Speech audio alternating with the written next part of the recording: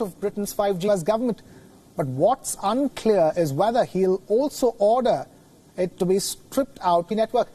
In January this year, Prime Minister Johnson allowed Huawei access to 35 of other mobile and fixed line broadband systems too. So far, China has made generic 5% of the country's network, despite warnings by the US.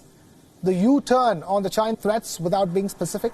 The country's ambassador in London, Liu Xiaoming, has warned Britain that it will have to bear the consequences if it treats China as a hostile country.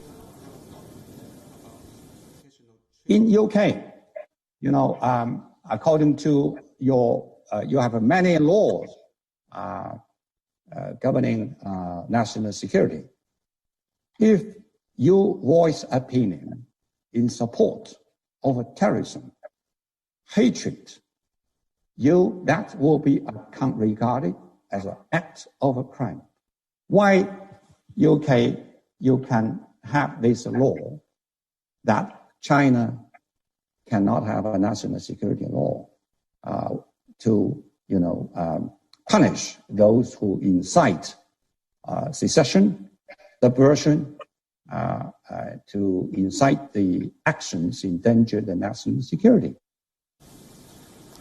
The prohibition will take effect within months, but Huawei is seeking an 11th hour meeting with 10 Downing Street officials to plead with Prime Minister Johnson not to fully kick the company out of networks until the year 2025 at the earliest.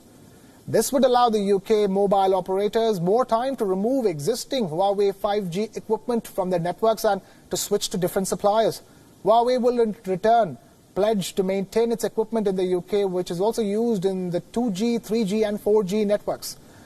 Just 5 years ago, the then British Prime Minister David Cameron was celebrating a golden era in UK-China relations, bonding with President Xi Jinping and signing off trade deals worth billions. Those friendly scenes now seem like a distant memory.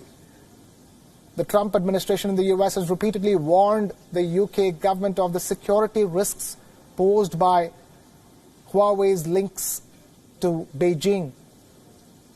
Geopolitical tension between the US and China is one of the reasons behind the review into the use of Huawei's technology. One should not forget the first serious border clash between China and India for decades, and of course, there are the continuing tensions with countries around the South China Sea as China seeks to expand its military presence in the region.